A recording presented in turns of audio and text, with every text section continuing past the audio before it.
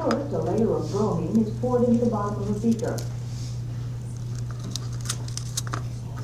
Then some aluminum pellets and powdered aluminum are placed on top of the bromine.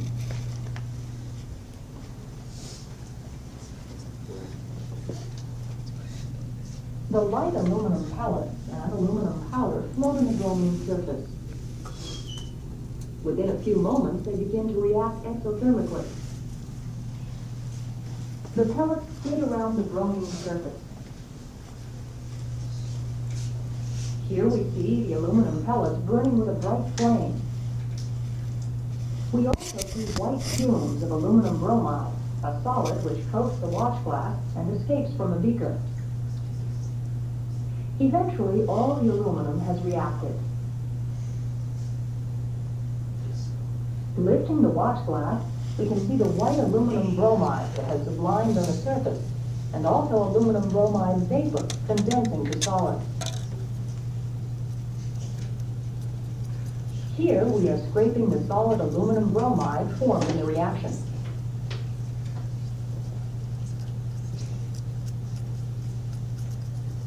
All right, so that's pretty fun. I wish we had bromine, but we don't have any bromine. There's, they don't allow us to have halogens, which is too bad because they're a lot of fun. But this is super fun too. No, same reason. So that's sodium in a little spoon. Then it is immersed into the yellow-green chlorine gas. The sodium begins to burn in chlorine with an intense yellow flame. It produces a white smoke of sodium chloride.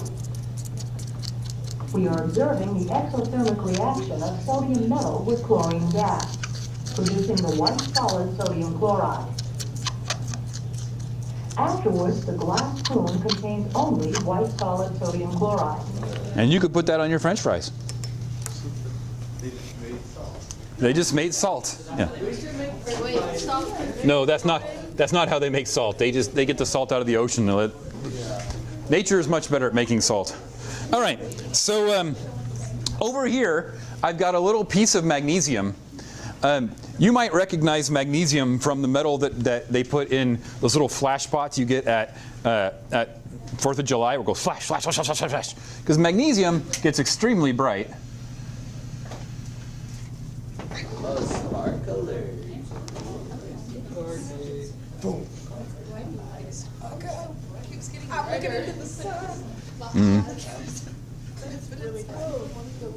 That's really lit. Okay, here's the cool thing. This, what you have here, this is magnesium oxide. And magnesium oxide is just a crazy white powder. It's nothing like the oxygen or the magnesium. Light on fire again. It won't light. Oh, I'm sorry, yeah. Just imagine all the other things that you can't see. Next, I've measured out about 30 grams. Don't want to go outside. You don't have to. I measured out about 32 grams of sulfur and about 65 grams of zinc, and I ground up the sulfur into a powder, and then I put them into here, and I'm going to put this mixture right here. I mixed it up, ground up the sulfur, mixed it up with the zinc, and what you have here is right now zinc and sulfur. Not very exciting, but if we give it a little boost, give it a little heat, then it should be pretty cool. So we can go outside if you want. I need 2 volunteers though. Okay, so Rome, you're my firefighter, and Lane, you're my cameraman. Yeah.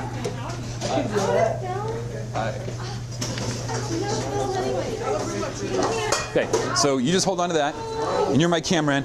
We can go out the emergency exit door.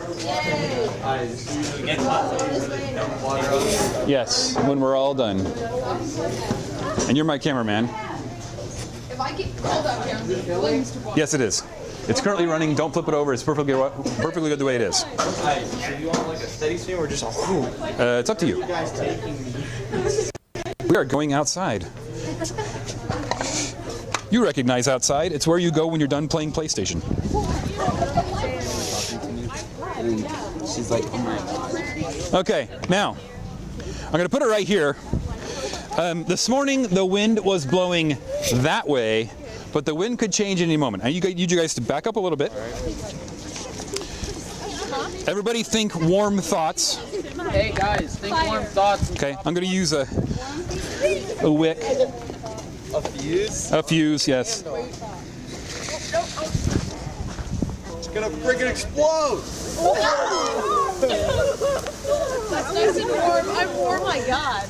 Power! So now, while it looks like a gas, it's actually not a gas. It's actually solid. But there was so much heat that the solid got picked up in the form of smoke.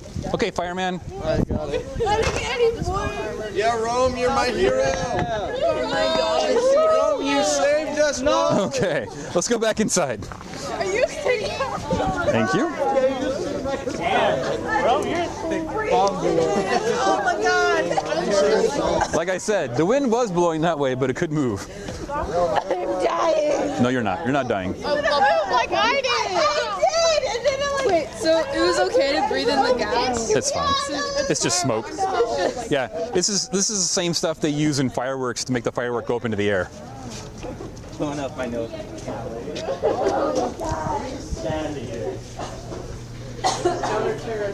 Hallie, drink water. None of you guys are going to be flying today, right? You're not going to an airport or anything? Did you not go with you? We just got gas. I've often wondered what would happen if I went flying after doing these demonstrations. If they'd be like, you need to step over there. Okay, so those are all synthesis reactions. A synthesis reaction occurs when A and B combine to form AB. The opposite of a synthesis reaction is called not a desynthesis, but a decomposition. A decomposition reaction occurs when one thing breaks into its pieces. Okay. So a decomposition occurs when one thing breaks into its pieces. I'm going to show you 2 videos, and one of them we can actually do.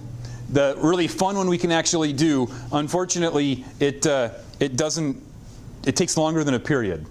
So if you remind me, I'll make some before like the semester exam day, and we can blow it up because it'll probably dry during the semester exam day.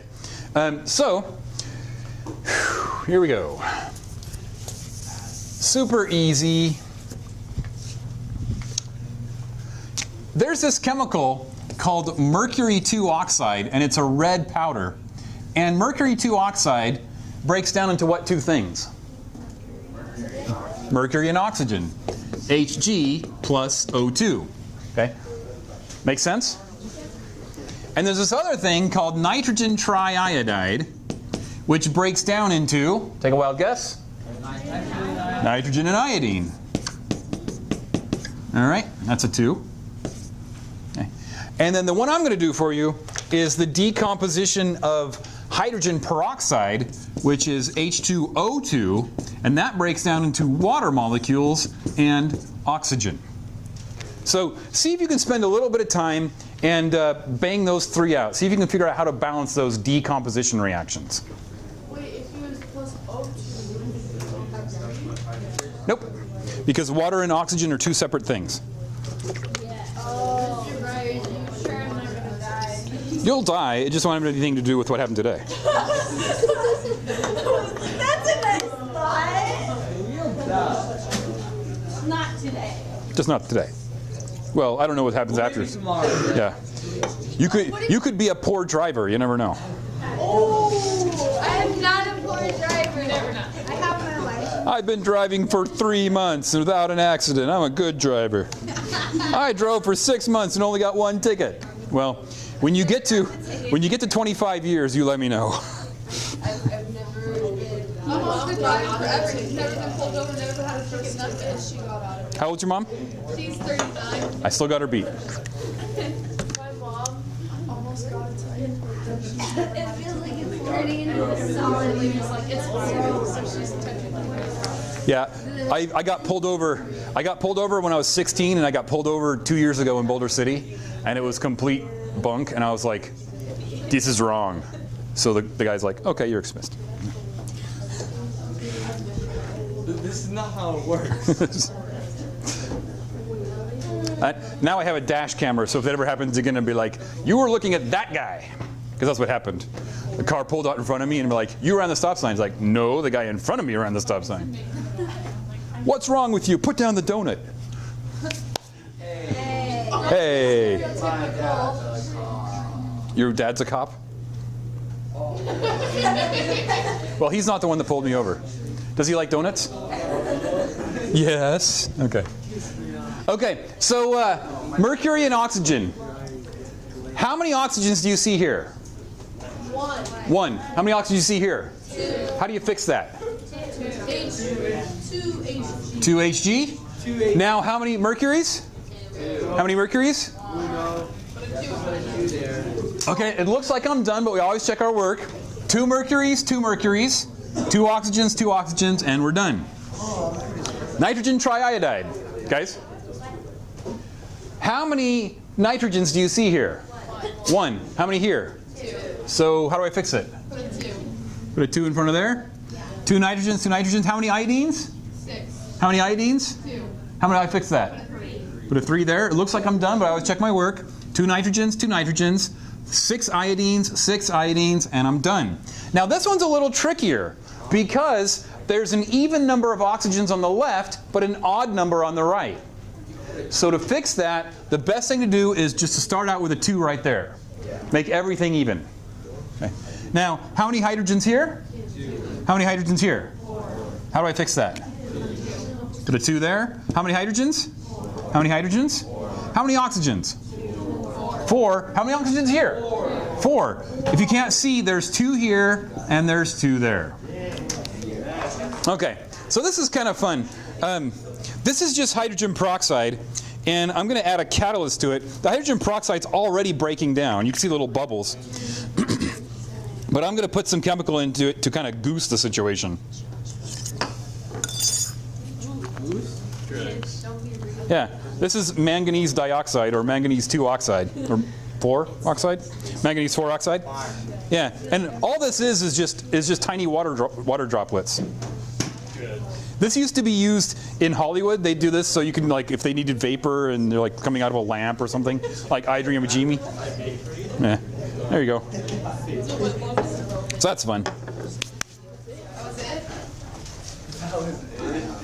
They don't allow us to have like commercial grade hydrogen peroxide. But if you want to get some 30% hydrogen peroxide from like your hair supply companies, then you can like boom into a jet of steam. It'll be great. We need the one that explodes into like this pound of foam. We can do that. That's exactly what we can do if we had that stuff. Later here with its old-fashioned name, mercuric oxide, is a red powder.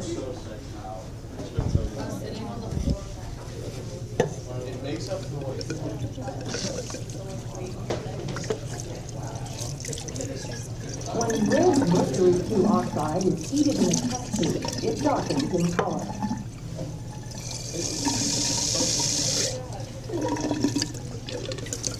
As the heating continues, the mercury 2 oxide begins to decompose into its elements to give oxygen and metallic mercury.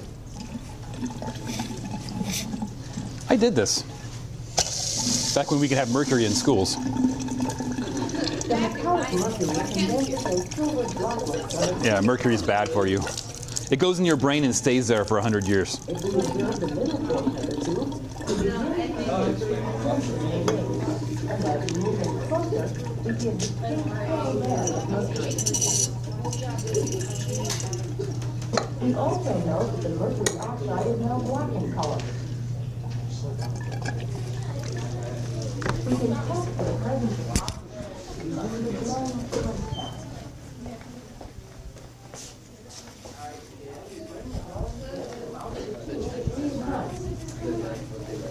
Later, after the tube is cooled, the mercury oxide becomes red color. All right. So that's fun. There's one more video, or obviously we're going to finish today with. Again, this is nitrogen triiodide, and we can make it, but it takes a long time to dry out. And then you gave me an idea, so I put some soap in my my hydrogen peroxide to see what happens. In this experiment, we are looking at the explosive decomposition of a compound of nitrogen triiodide. This brown compound is so sensitive when dry that just touching it with a probe causes an explosive decomposition.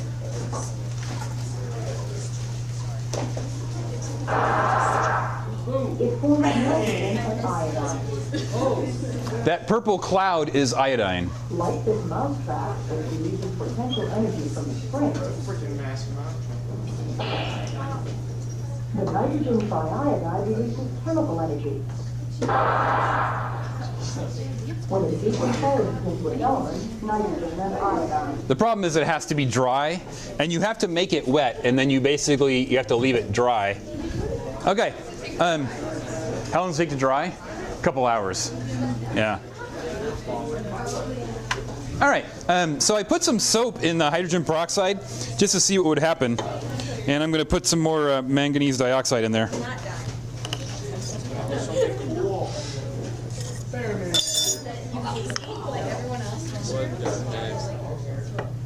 Yeah.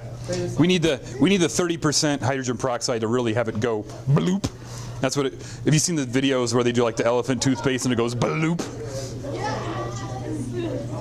No, it's not as fun though. I know, because it's only 3% hydrogen peroxide. If I got like the commercial hair grade, then 30%, then it would go bloop. But they don't like us to have that, so this is what. You just gotta sneak it in. No one will know. That's your camera, not theirs. So that's like an element. Good point. I'll tell you what, you buy the hydrogen peroxide from Amazon and we'll do it at school.